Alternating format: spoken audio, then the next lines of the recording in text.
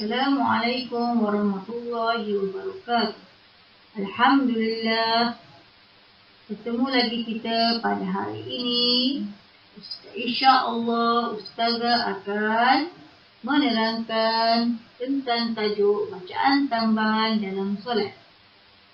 Bacaan tambahan dalam solat yang diamalkan oleh Rasulullah ada dua, terbahagi kepada dua, iaitu bacaan tambahan ketika iktidal.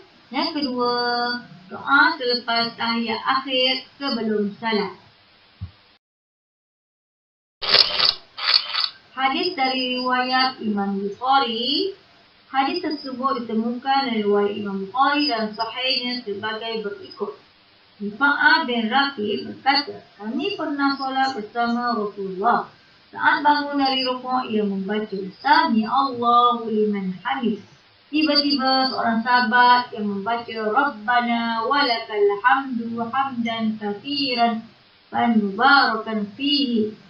Wahai Rabb kami, bagimu segala puji, aku memujimu dengan pujian yang banyak, yang baik dan penuh dengan berkat.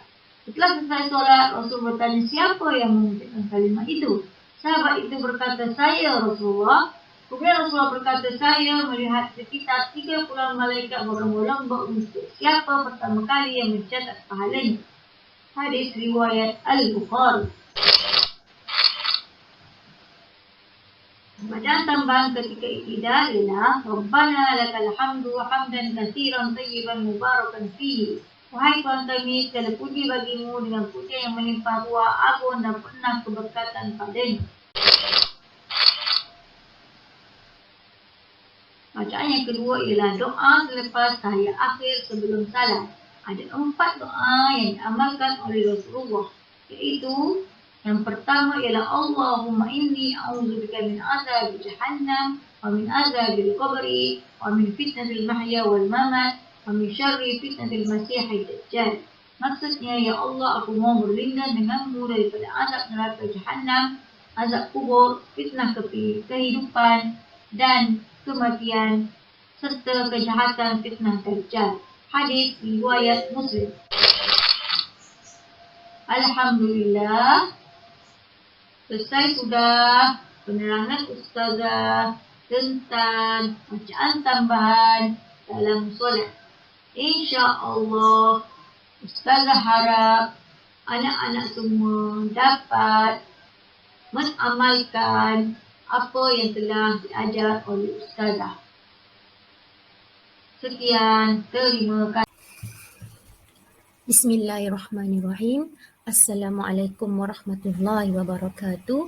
Alhamdulillahirabbil alamin wassalatu wassalamu ala asyrafil anbiya'i wal mursalin wa ala alihi washabbihi ajmain.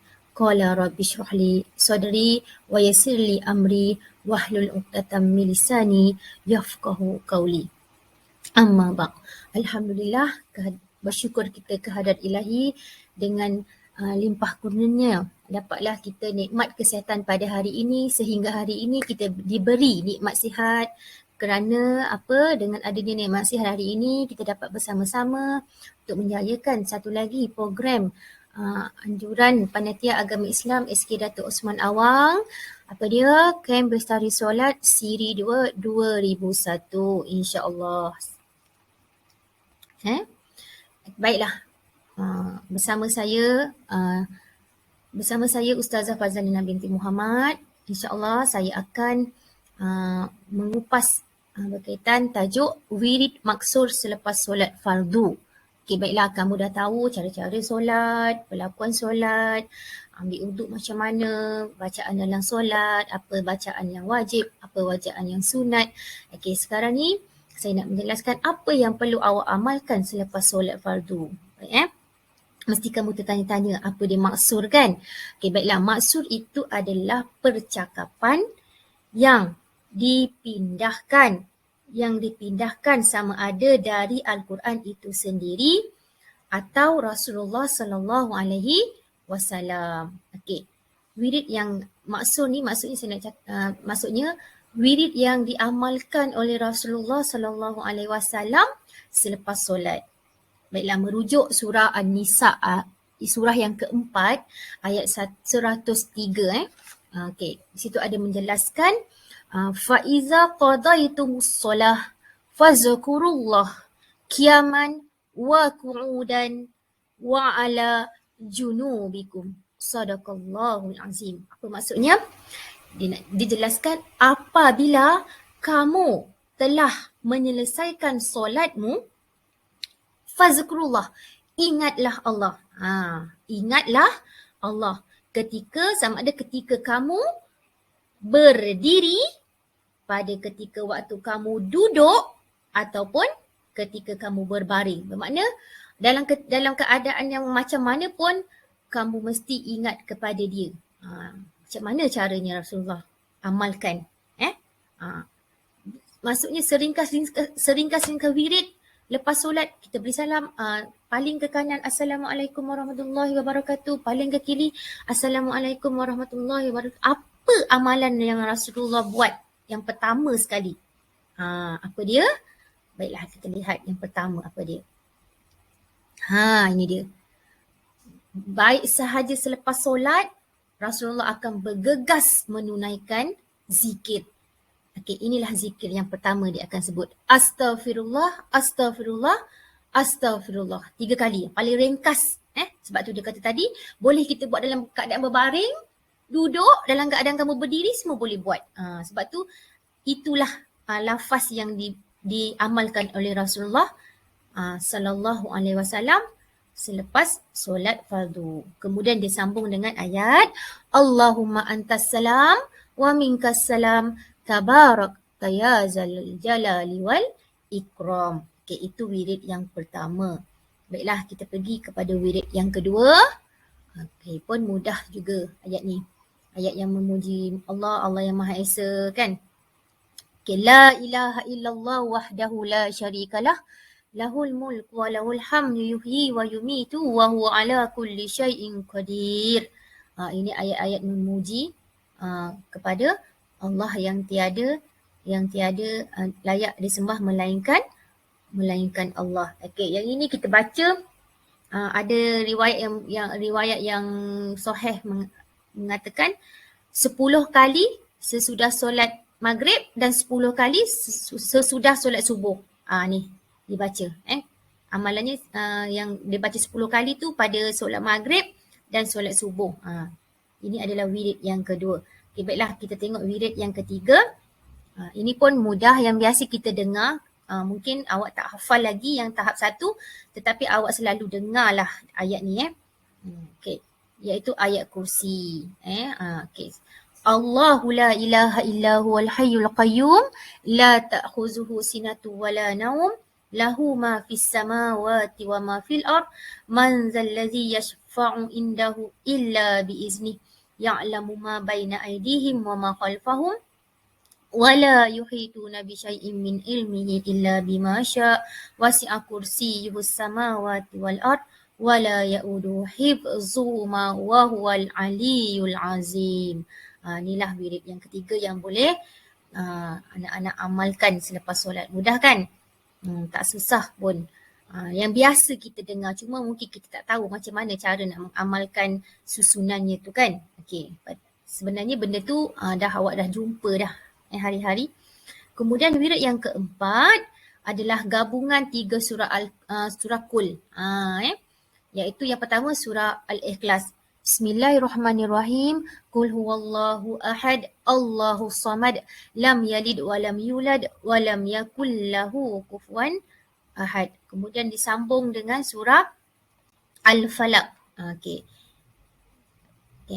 Tadi baca surah Al-Ikhlas, sambung terus surah Al-Falaq. Bismillahirrahmanirrahim. Qul a'udzu birabbil falaq min syarri ma khalaq wa min syarri ghasikin idza waqab wa min syarri naffatsati fil 'uqad wa min syarri hasidin idza hasad. Okey, kemudian kita sambung kepada surah yang ketiga iaitu surah An-Nas. Okey, surah An-Nas. Okey. baca Al-Ikhlas, surah Al-Falaq, kemudian surah An-Nas. Bismillahirrahmanirrahim. Qul a'udzu birabbin nas, malikin nas, ilahin nas, min syarril waswasil khannas, alladzi yuwaswisu fi sudurin nas, minal jinnati wan nas. 3 surah ni tahun 1 pun awak dah hafal sebab masuk dalam silibus hafazan kan. InsyaAllah yang tahun 1 hingga tahun 6 dah hafal dah surah ni, mudah sahaja. Memang silibus hafazan yang pertama tahap 1 inilah dia surahnya. Jadi awak tak boleh amalkanlah surah ni, tak adalah susah sangat kan. Mudah dan boleh dijadikan amalan awak setiap hari. Baiklah. Seterusnya yang kelima, ucapan puji-pujian. Subhanallah 33 kali, walhamdulillah 33 kali, Allahu Akbar 33 kali. Okey, ayat yang bawah tu yang merah tu kalau nak baca pun boleh, kalau tak baca pun boleh sebab tadi yang wirid yang kedua kita dah jumpa dia. Wirid yang kedua kita dah jumpa dia. Baiklah, seterusnya dah baca kelima-lima wirid tadi, lebih baik kamu selingkan, maksudnya sertakan dengan doa di akhirnya, iaitu doa memohon ilmu yang bermanfaat. Apa doa dia? Allahumma inni as'aluka ilman nafi'an wa rizqan tayyiban wa amalan mutaqabbalan. Semoga apa yang awak pelajari serta ilmu yang awak terima, awak timba ilmu, dapatlah ilmu yang bermanfaat, diberikan rezeki yang luas, rezeki yang halal dan amalan yang diterima. Awak kena tahu ilmu kita terbagi kepada 2, ilmu yang bermanfaat, ada yang tak bermanfaat. Kemudian amalan kita sama ada amalan kita terima ataupun tidak diterima. Jadi kita kena lakukan amalan tu dengan ikhlas. Dengan ikhlas. Bermakna bila kita lepas solat tu, kita sungguh-sungguhlah wirid dengan ingat kepada Allah. InsyaAllah kalau kita ingat kepada Allah, maka Allah ingat kepada kita. InsyaAllah apa doa yang kita minta kepada dia, kalau kita sentiasa dekat dengan dia, insyaAllah dia makbulkan. Baiklah, banyak kelebihan kita berzikir ni mengamalkan wirid ni dalam kehidupan kita. Maksudnya kalau masuk surah surah 3 kul tu, ada surah Al-Falaq boleh menghalau syaitan kan.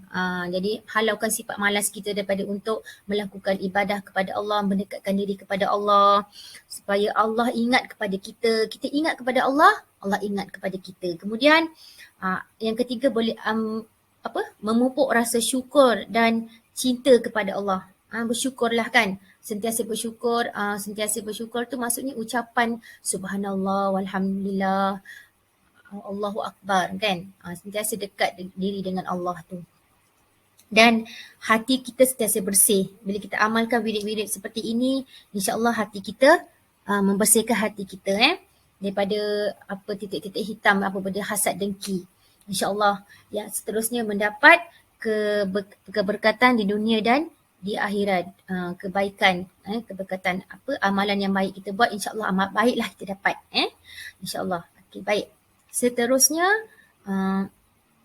apa yang saya harapkan daripada anak-anak sekalian selepas mengetahui wirid-wirid yang kita boleh amalkan selepas ini, ada 5 wirid tadi dan diselangkan dengan dan disertai dengan doa.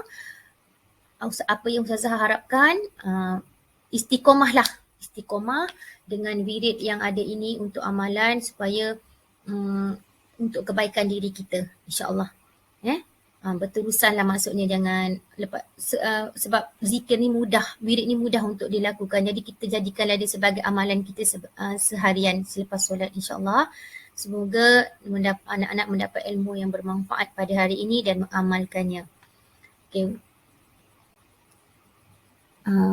Ustazah akhiri penjelasan dan penerangan pada hari ini dengan ucapan wabillahi taufiq wal hidayah.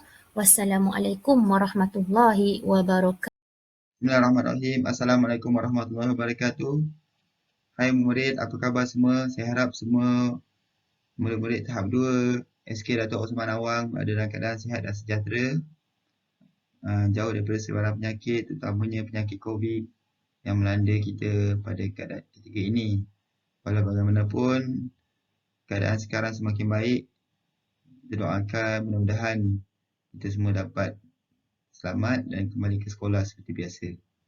Baiklah, saya akan teruskan berkenaan dengan KBS 2. Kita dapat bertemu kembali dan saya akan menerangkan berkenaan dengan tajuk syarat wajib dan sah solat. Apakah yang dimaksudkan dengan syarat wajib solat? Syarat wajib solat ialah perkara-perkara tertentu yang mewajibkan seseorang itu solat. Itu adalah maksud syarat wajib solat. Seterusnya, berapakah syarat wajib solat? Syarat wajib solat ada tiga. Ada tiga perkara. Syarat wajib solat yang pertama ialah Islam. Yang kedua, baligh. Dan yang ketiga, berakal. Baiklah, kepentingan syarat wajib solat ada tiga, iaitu Islam, baligh, berakal. Islam iaitu tidak wajib ke atas orang kafir, contohnya orang Buddha, Kristian, Hindu dan sebagainya.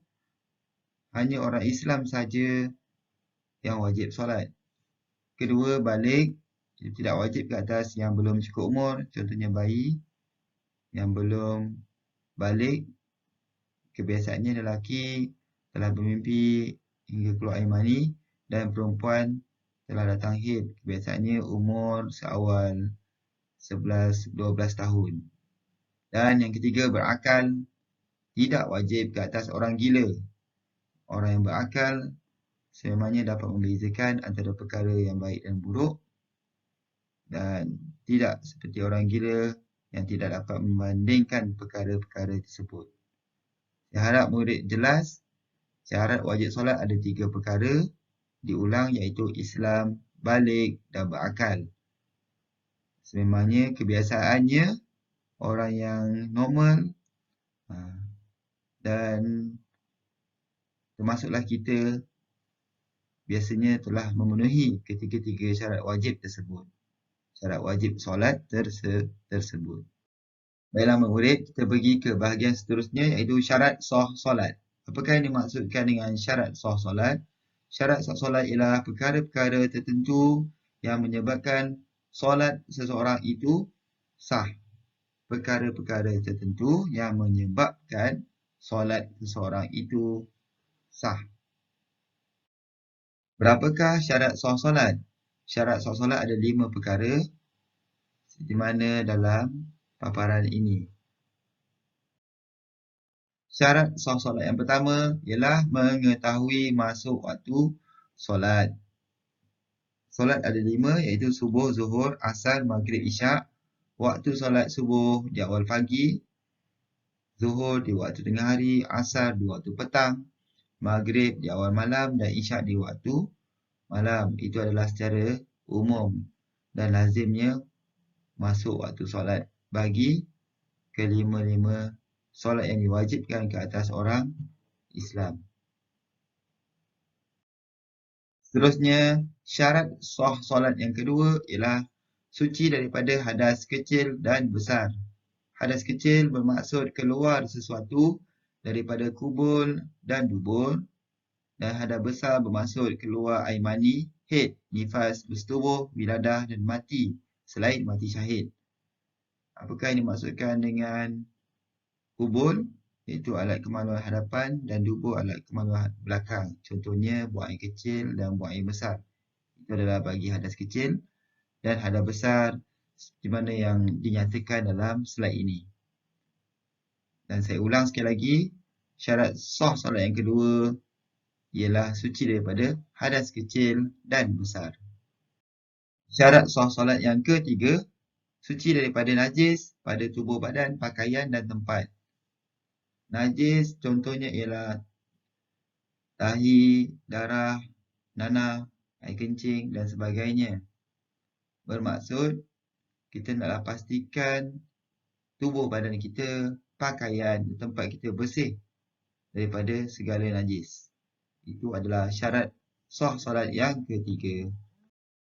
Seterusnya, syarat sah solat yang keempat, menutup aurat. Aurat lelaki sekurang-kurangnya perlu ditutup bermula daripada bahagian pusat hingga ke lutut seperti mana dalam gambar ini. Dan aurat perempuan ialah menutup seluruh anggota badan kecuali pada tapak tangan dan pada bahagian muka. Itu adalah aurat perempuan. Dalam solat kita perlu pastikan aurat tersebut ditutup supaya solat kita itu sah. Itu adalah syarat sah solat yang keempat. Baiklah murid-murid, syarat sah solat yang terakhir, yang kelima, menghadap arah kiblat. Kiblat umat Islam adalah di Baitullah, iaitu di Mekah. Di mana dalam gambar adalah bangunan Kaabah yang merupakan rumah Allah. Jadi kita naklah pastikan kita solat menghadap ke arah kiblat yang betul.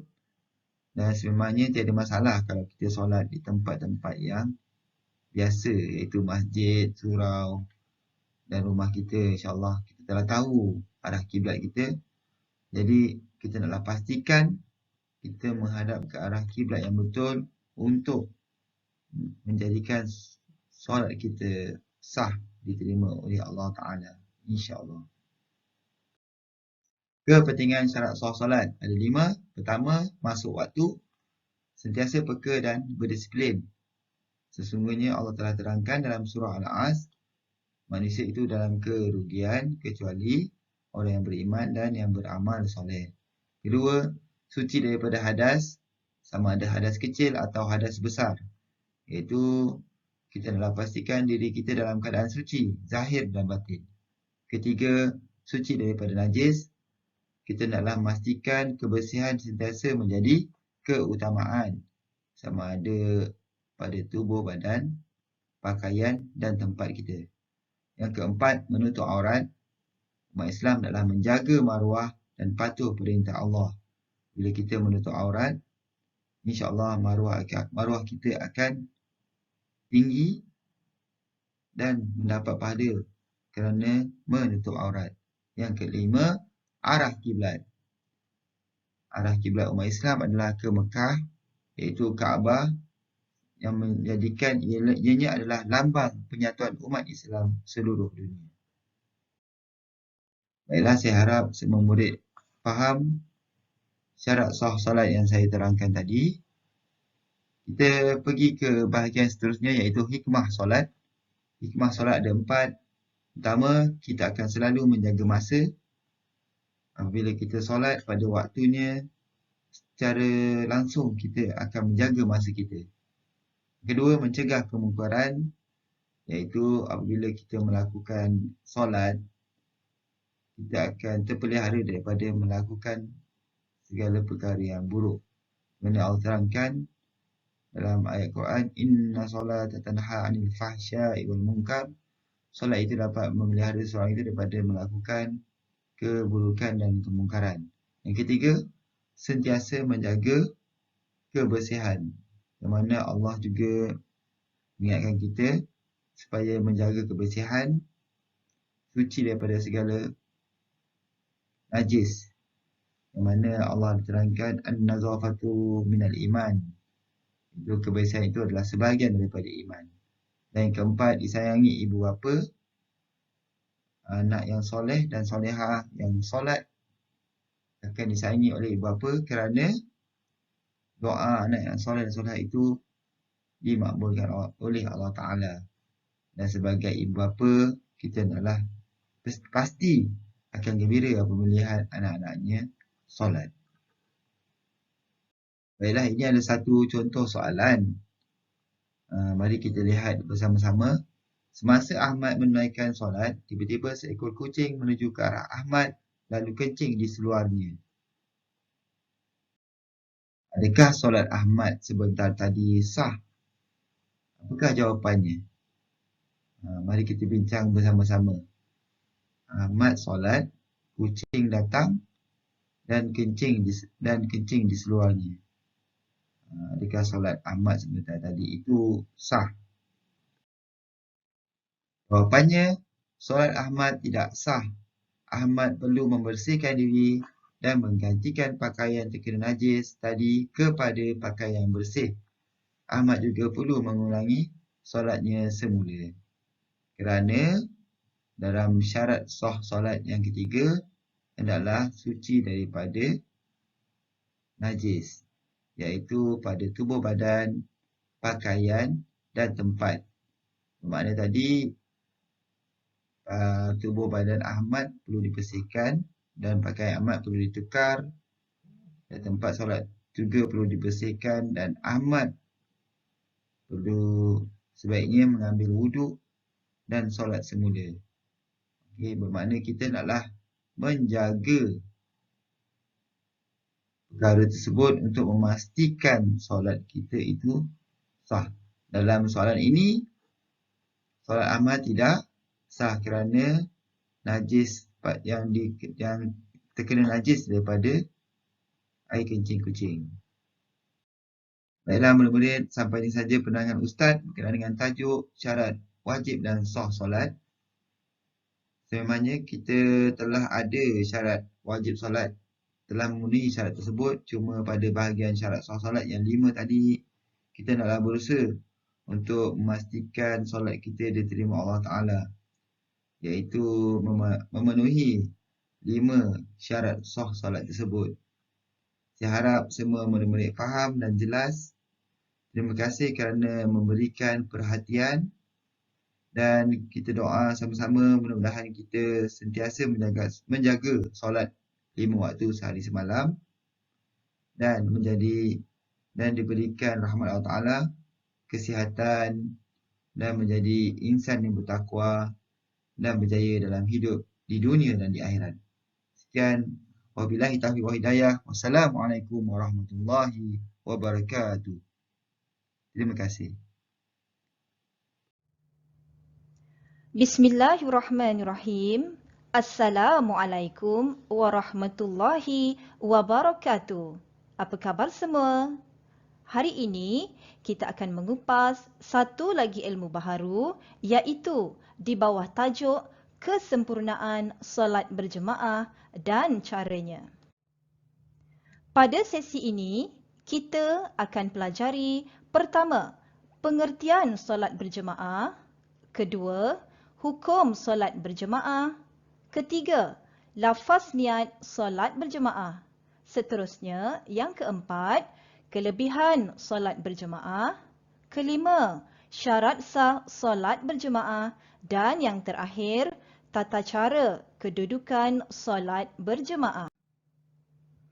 Kita akan melihat terlebih dahulu apakah yang dimaksudkan dengan solat berjemaah. Baiklah, solat berjemaah ialah solat yang dilakukan lebih daripada seorang atau secara beramai-ramai dengan diketuai seorang imam. Ustazah akan kongsikan satu contoh untuk lafaz niat sebagai seorang imam. Usalli fardhas subhi rak'ataini adaan imaman lillahi ta'ala. Maksudnya, sahaja aku solat fardu subuh 2 rakaat tunai sebagai imam kerana Allah Ta'ala. Kita lihat pula lafaz niat sebagai seorang makmum. Ustazah berikan juga bagi contoh solat fardu subuh.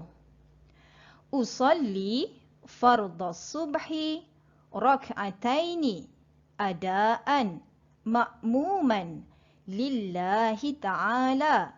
Maksudnya, sahaja aku solat fardu subuh 2 rakaat tunai sebagai makmum kerana Allah Ta'ala. Murid-murid tahu tak apakah hukum untuk kita melakukan solat secara berjemaah? Hukumnya adalah fardu kifayah bagi solat fardu. Fardu kifayah adalah apabila sebahagian dari ahli kampung melaksanakannya, maka yang lain bebas daripada dosa. Solat berjemaah adalah fardu ain bagi solat Jumaat. Setiap orang Muslim lelaki perlu menunaikan solat Jumaat secara berjemaah. Suka untuk Ustazah kongsikan untuk murid-murid semua kelebihan apabila kita melakukan solat secara berjemaah. Yang pertama, dicintai oleh Allah dan Rasul. Kedua, beroleh pahala 27 kali ganda berbanding solat secara bersendirian. Manakala yang ketiga, menambah khusyuk dalam solat. Keempat, mendapat keberkatan di dunia dan di akhirat.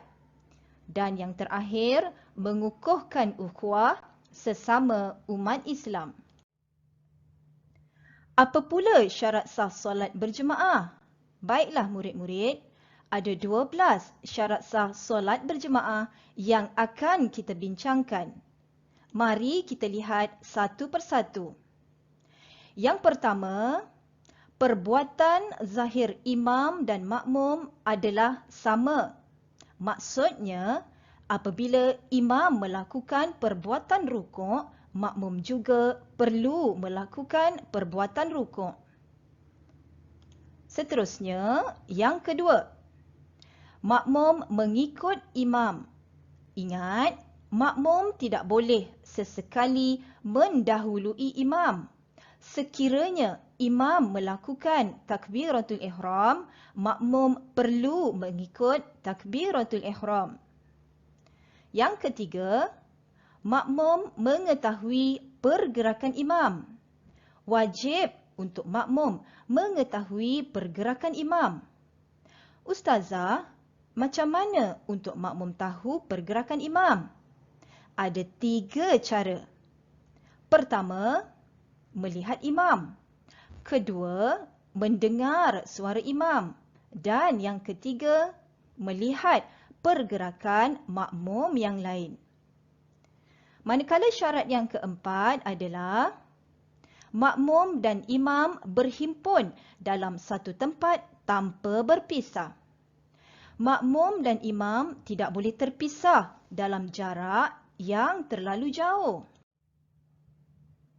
Syarat yang kelima adalah makmum tidak tertinggal daripada mengikut imam sebanyak 2 rukun, tidak kira rukun tersebut rukun pendek atau rukun panjang. Sekiranya ditinggalkan tanpa keuzuran, maka tidak sah solat berjemaah.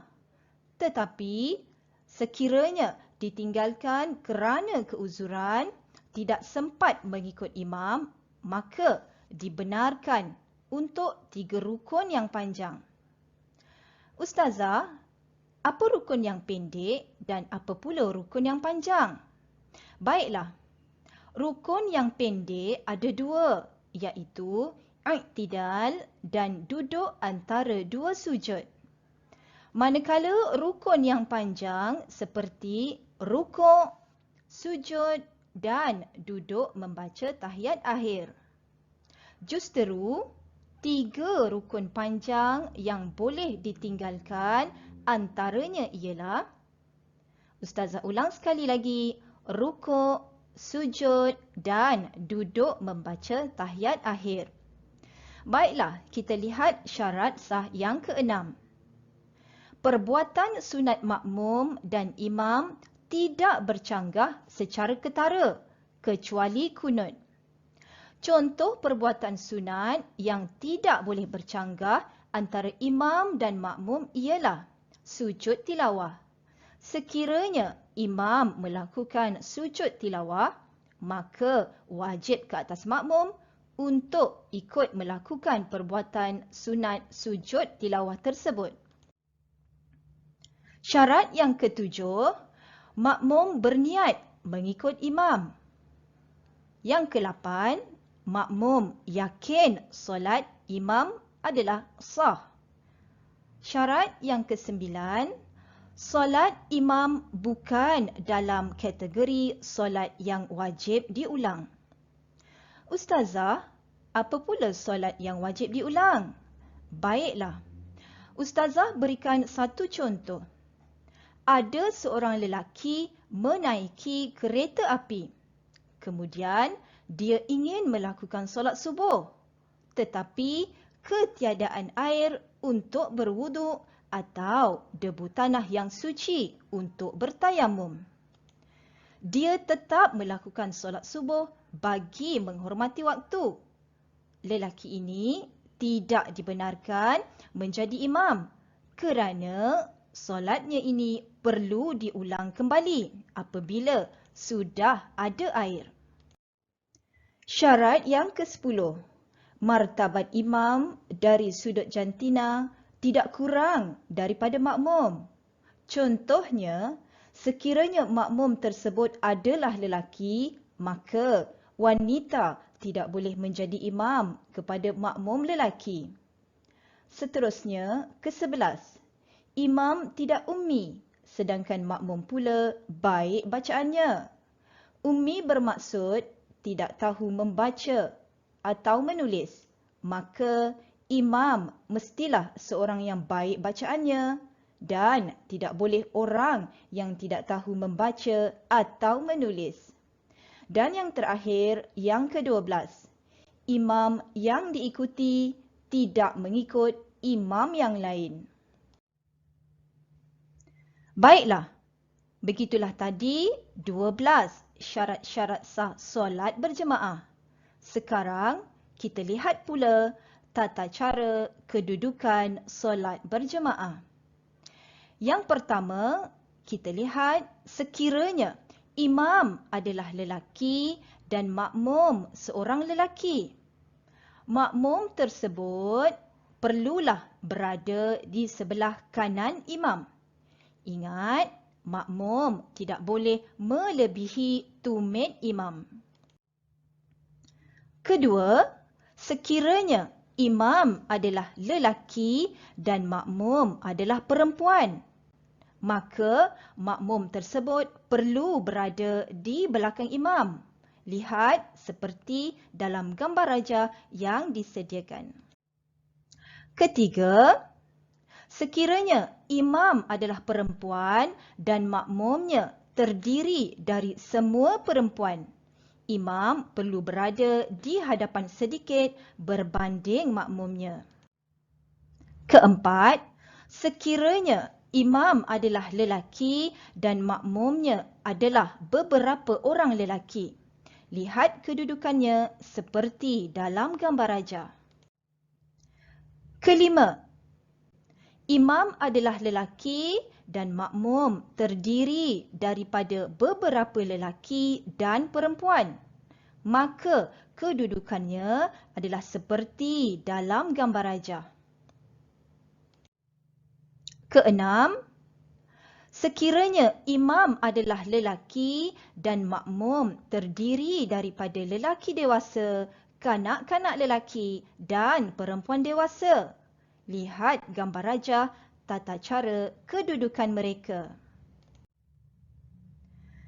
Baiklah, begitulah tadi tata cara kedudukan solat berjemaah. Yang penting, murid-murid perlu melihat kepada gambar raja yang disediakan untuk memudahkan kefahaman anda. Apa yang boleh kita rumuskan adalah solat berjemaah dapat melahirkan masyarakat yang berpekerti mulia serta membuang sikap mementingkan diri kerana semasa berjemaah semua manusia adalah sama di sisi Allah. Semoga perkongsian pada kali ini memberi manfaat kepada anda. Sekian, wabillahi taufik wal hidayah. Assalamualaikum warahmatullahi wabarakatuh. Alhamdulillah, pada pagi ini kita akan sama-sama meneliti permasalahan tajuk muwafiq dan masbuk untuk kita fahami dengan sebaik-baiknya supaya kita boleh amalkan dalam kehidupan seharian kita di dalam salat berjamaah.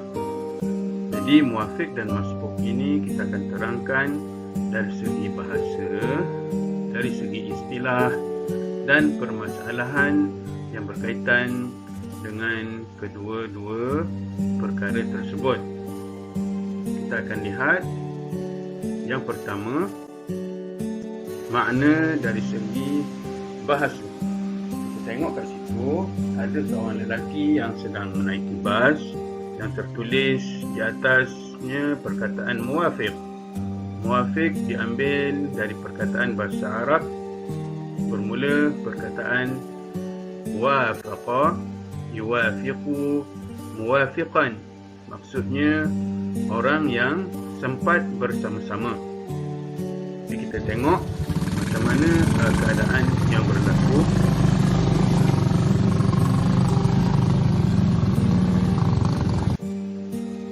Okey, setelah itu datang seorang lelaki berlari-lari mengejar bas tersebut dan tertulis di atasnya perkataan masbuq yang diambil daripada asal perkataan sabaqa, yasbiqu ataupun yasbuqu, sabqan, sabiqun, masbuqun.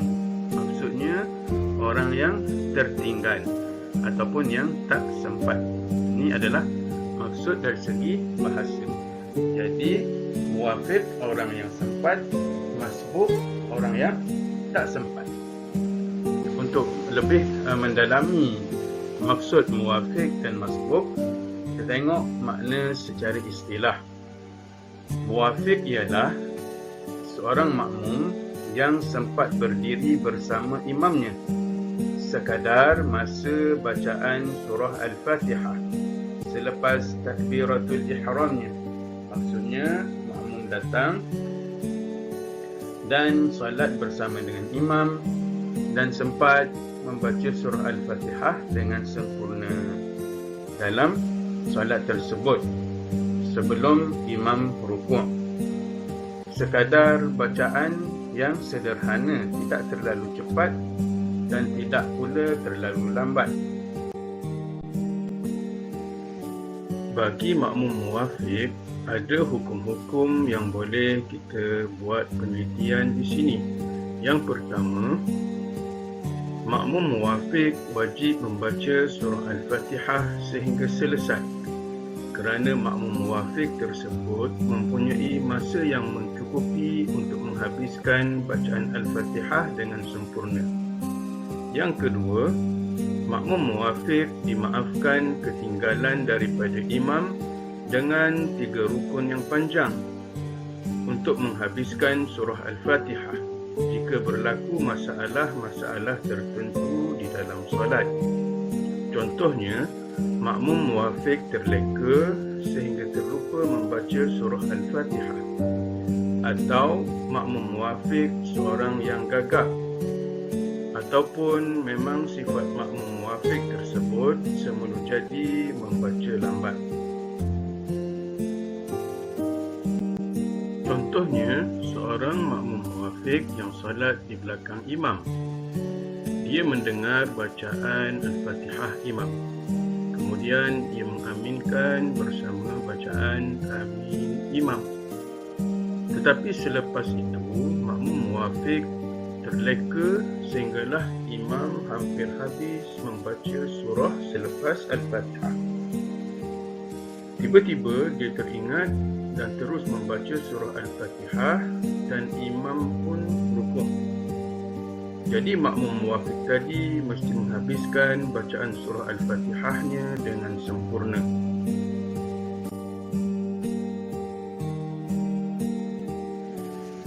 Jika sekiranya bacaan makmum muwafiq lambat, dia mestilah menghabiskan bacaan surah Al-Fatihahnya walaupun imam telah berpindah rukun.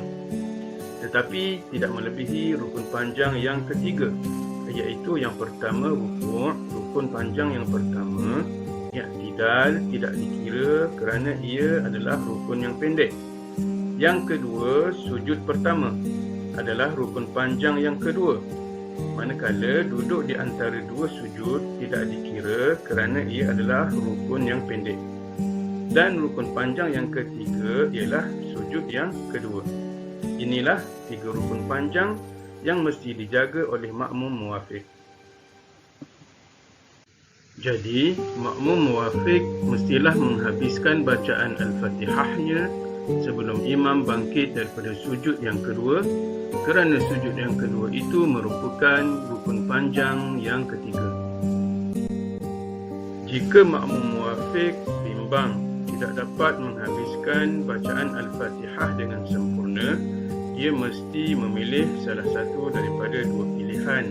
Jika tidak, solatnya akan terbatal.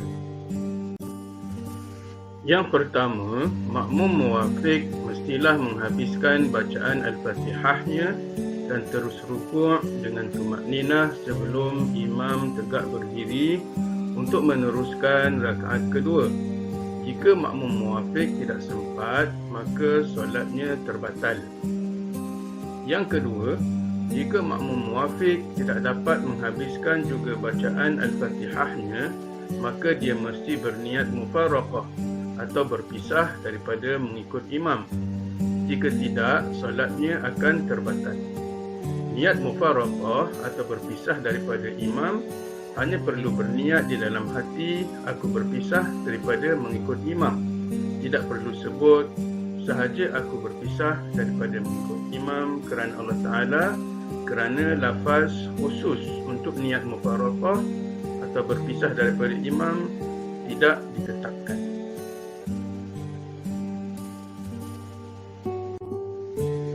Yang ketiga ialah 3 rukun yang panjang, iaitu rukuk, sujud pertama, sujud kedua dan duduk tahiyat akhir.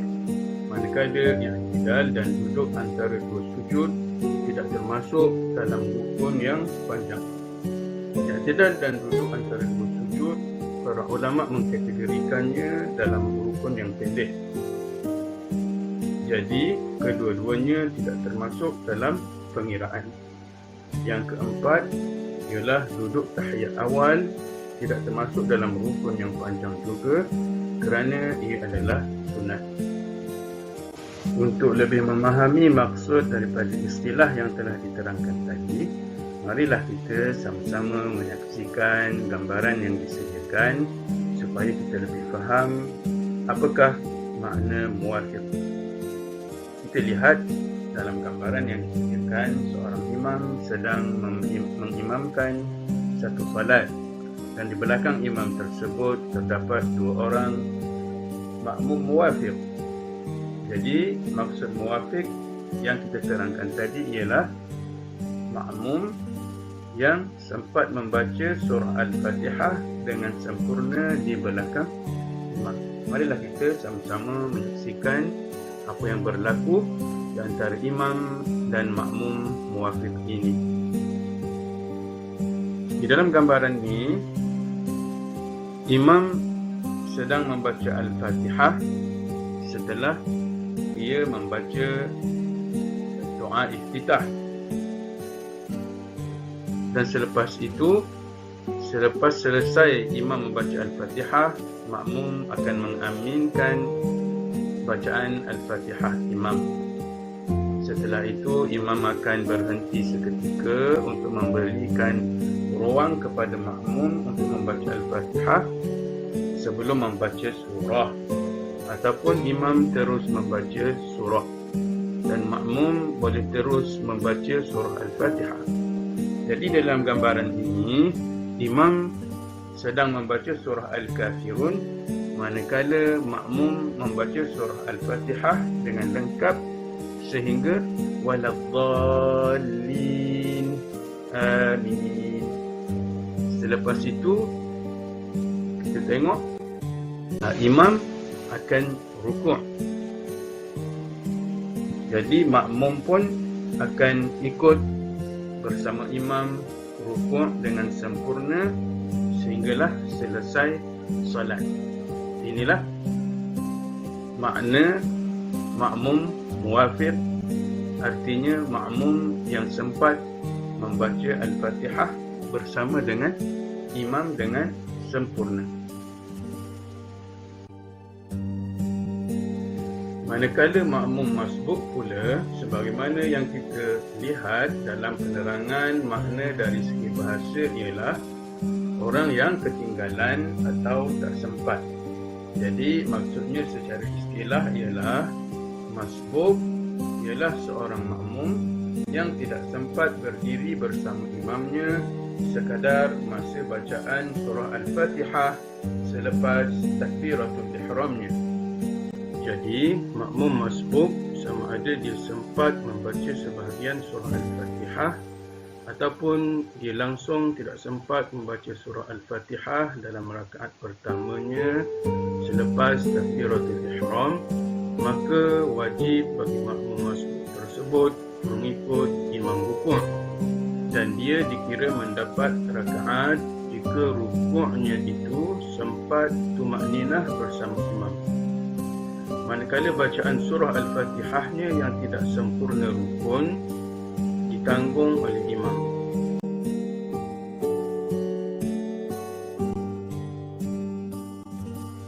Terdapat beberapa hukum berkaitan dengan makmum masbuk yang perlu kita fahami. Yang pertama, makmum masbuk tidak wajib menghabiskan bacaan surah Al-Fatihah. Yang kedua, bacaan surah Al-Fatihah makmum masbuk ditanggung oleh imam.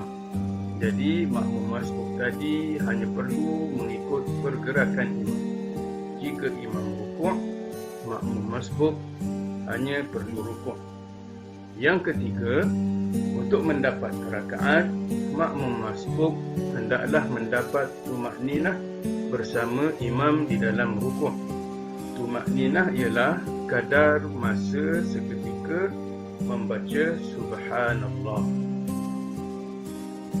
Walaupun begitu, makmum masbuk sangat bergantung sepenuhnya dengan sahnya solat imam tersebut. Jika solat imam tidak sah, contohnya imam terlupa mengambil wuduk, maka makmum masbuk mesti mengulangi semula solatnya kerana rukun solatnya tidak sempurna. Kecuali makmum masbuk tersebut sempat menambah rakaat yang tidak sempurna rukunnya. Satu rukun yang tidak sempurna ditambah satu rakaat. Perlu diingat, bagi makmum muwafiq dan makmum masbuk, mereka mesti selalu mengikuti pergerakan imam sebaik-baiknya kerana mereka boleh menjadi masbuk jika lalai pada rakaat seterusnya. Untuk lebih memahami maksud istilah daripada makmum masbuk tadi, marilah kita sama-sama menyaksikan satu gambaran yang disediakan yang menunjukkan seorang imam mengimamkan satu solat dan di belakangnya terdapat dua orang makmum muwafiq. Keadaannya sama macam yang kita lihat tadi di dalam maksud muwafiq. Imam sedang membaca Al-Fatihah selepas membaca doa iftitah dan selesai sahaja membaca surah Al-Fatihah dan menyebut amin, maka makmum muwafiq menyebut amin. Setelah itu imam mula membaca surah Al-Kafirun dan makmum muwafiq sempat membaca surah Al-Fatihah hingga selesai waladdallin amin. Tiba-tiba datang seorang makmum yang datang lambat. Yang kita tengok kat situ, dia tulis perkataan masbuk. Masbuk maknanya makmum yang tidak sempat. Walaupun begitu, makmum ini cuba membaca surah Al-Fatihah di belakang imam. Tetapi oleh kerana dia datang lambat, jadi dia hanya sempat membaca beberapa ayat sahaja daripada surah Al-Fatihah. Apa yang perlu dia lakukan? Bila imam rukuk, jadi makmum masbuk tadi mesti mengikut imam dan terus rukuk walaupun bacaan Fatihahnya tidak sempurna. Dan dia dikira mendapat rakaat tersebut bacaan Al-Fatihah makmum masbuk yang tidak sempurna tadi ditanggung oleh imam. Ataupun dalam situasi yang kedua, makmum masbuk datang lewat dan ia mendapati imam dan makmum muwafiq telah sedia rukuk. Lalu dia masuk ke dalam shaf, kemudian dia bertakbiratul ihram, takbir intiqal dan terus rukuk. Dan makmum masbuk dikira mendapat rakaat jika dia sempat rukuk bersama imam dengan tumakninah. Tumakninah dikira sekira-kira kita menyebut subhanallah. Jadi makmum masbuk mesti meneruskan solatnya sehingga akhir dan solatnya dikira sah walaupun tanpa membaca Al-Fatihah dalam rakaat yang pertama. Makmum masbuk tadi mestilah meneruskan solatnya bersama imam sehingga salam dan solatnya dikira sah walaupun bacaan Al-Fatihahnya tidak sempurna kerana bacaan Al-Fatihahnya telah ditanggung oleh imam. Namun begitu, jika sekiranya berlaku sesuatu kepada imam, contohnya apa yang berlaku di dalam gambar yang disediakan ini, imam mengaku yang dia terlupa mengambil wuduk dan imam teringat ketika selesai solat yang dia imamkan. Jadi, bagi makmum muwafiq yang telah lengkap semua rukun solat, tidak perlu lagi mengulangi solat, manakala makmum masbuk yang tidak lengkap rukun akan mengulangi solat semula kerana solat imam tidak sah.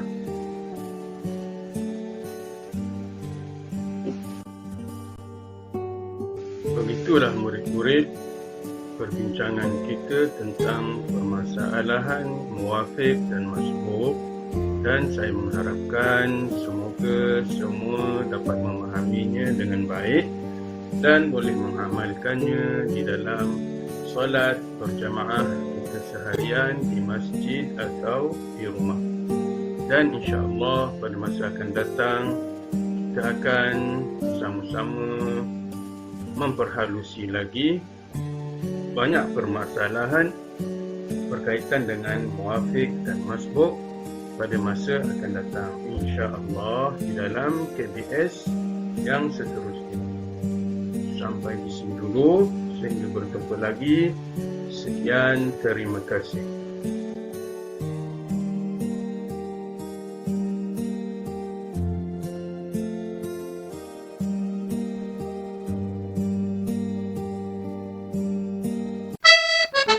Assalamualaikum warahmatullahi wabarakatuh. Hari ini kita akan belajar di bawah tajuk solat jenazah. Anak-anak ustazah apa khabar? Alhamdulillah, semoga sentiasa sihat di samping keluarga.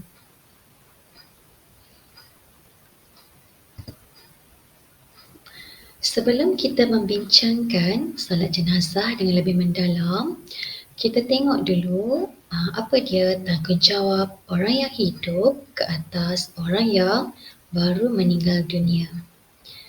Di sini, kalau kamu lihat pada slide ni, ada beberapa tanggungjawab yang perlu dilaksanakan terhadap jenazah orang Islam. Yang pertama, kita kena mandikan jenazah tersebut. Apabila selesai mandikan jenazah, jenazah dah bersih, kita kafankan jenazah. Dah selesai kita kafankan jenazah dengan sempurna. Nak kena buat apa selepas tu? Kita kena solatkan jenazah. Okey, dan akhir sekali kita kebumikan jenazah. Ini adalah 4 perkara penting dalam pengurusan jenazah. Hari ini kita fokus pada solat jenazah. Okey, apa itu pengertian solat jenazah? Solat jenazah adalah solat yang dilakukan oleh orang Islam yang hidup terhadap orang Islam yang meninggal dunia. Okey, apakah hukum solat jenazah? Hukum solat jenazah adalah fardu kifayah. Okey. Fardu kifayah ni adalah perkara yang wajib dilakukan oleh sebahagian anggota masyarakat untuk menjaga kepentingan umat Islam. Okey, maksudnya kalau satu perkara tu dia adalah fardu kifayah, maka perkara itu wajib ke atas setiap orang dalam satu komuniti secara berkelompok atau berkelompak. Okey, tapi memadai dilakukan hanya sebahagian daripada orang dalam kumpulan tersebut. Okey, tak perlu semua buat. Kalau dah ada seorang ataupun 2 orang yang buat, semua terselamat. Okey. Itu adalah maksud fardu kifayah. Okey, untuk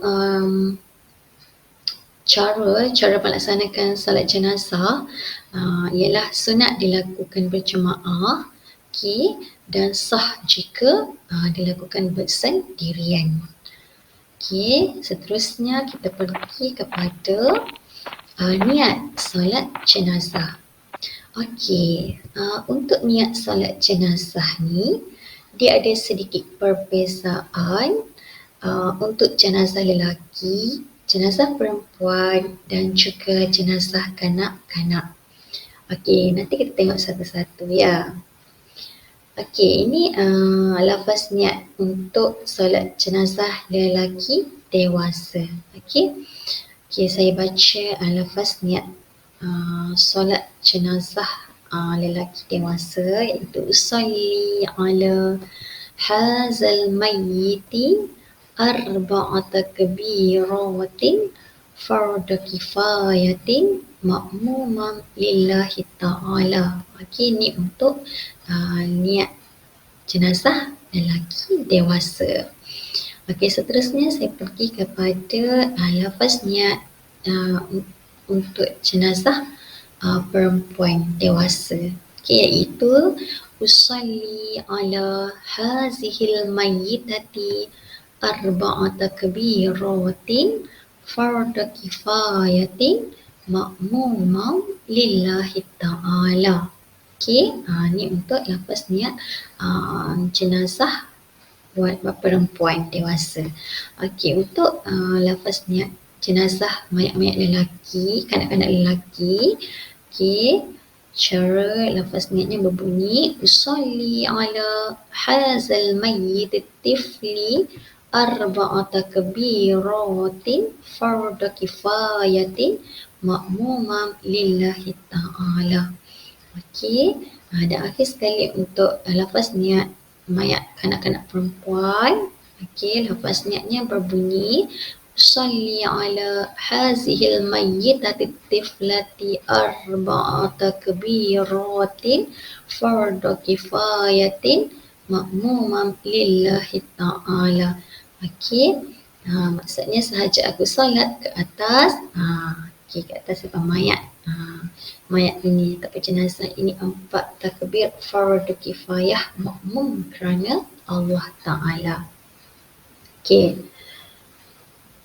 seterusnya kita pergi kepada cara solat jenazah. Okey, macam mana nak solat jenazah? Okey, untuk solat jenazah ni dia ada 4 kali takbir. Okey, untuk makluman kamu semua, solat jenazah ni dia tidak ada rukuk dan juga sujud. Ada 4 kali takbir. Okey, kita lihat takbir yang pertama. Okey. Kita lihat takbir yang pertama. Okey, kita niat. First kali kita angkat takbir Allahu Akbar. Okey, lepas tu kita niat. Macam mana nak niatnya? Sahaja aku solat jenazah terhadap mayat ini kerana Allah Ta'ala. Okey, kemudian kita membaca surah Al-Fatihah. Okey, ini untuk takbir yang pertama. Okey, untuk takbir yang kedua. Okey, takbir yang kedua, kita selawat ke atas Nabi.